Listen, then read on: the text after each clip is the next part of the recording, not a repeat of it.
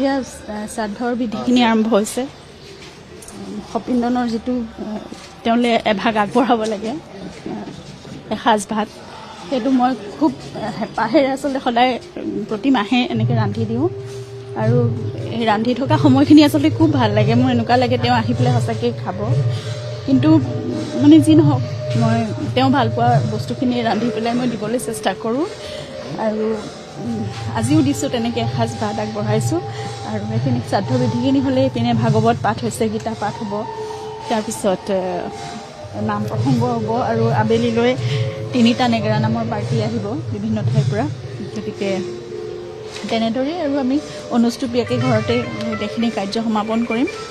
আৰু সকলোৱে সেইটোৱেই প্ৰাৰ্থনা কৰিছোঁ, তেওঁ য'তে আছে শান্তিৰে থাকক, তেওঁ কামবোৰ কৰি থাকক। অসমলৈ যিখিনি কাম আধৰুৱা হৈ থাকি গ'ল কৰিবলৈ, সেইখিনি যাতে তেওঁ সদায় কৰিয়ে যাব পাৰে। তেওঁ যাকে বিশ্বাসী বুলি ভাবে, যাকে যোগ্যজন বুলি ভাবে, সকলোকে সেইটো মনোভাৱ দিয়ক, সেইখিনি তেওঁ চেতনা জ্ঞান দিয়ক।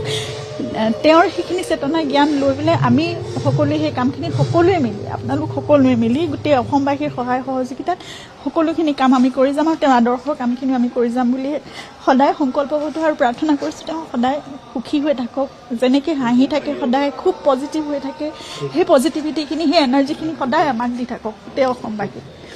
আৰু সকলোৱে একতাৰ ভাষা যেনেকৈ তেওঁ কয়, সেই একতাৰে সকলোৱে বান্ধ খাই মিলা প্ৰীতিৰে সকলোৱে অসমখন তেনেকৈ সুন্দৰ হৈ থাকক। তেওঁৰ সপোনৰ অসমখন তেওঁ যেনেদৰে চাব বিচাৰিছিলে, তেনেকৈ তাৰ পৰা চাওক আৰু সুখী হৈ থাকক, সন্তুষ্ট হৈ থাকক। সেইটোৱে কামনা কৰোঁ।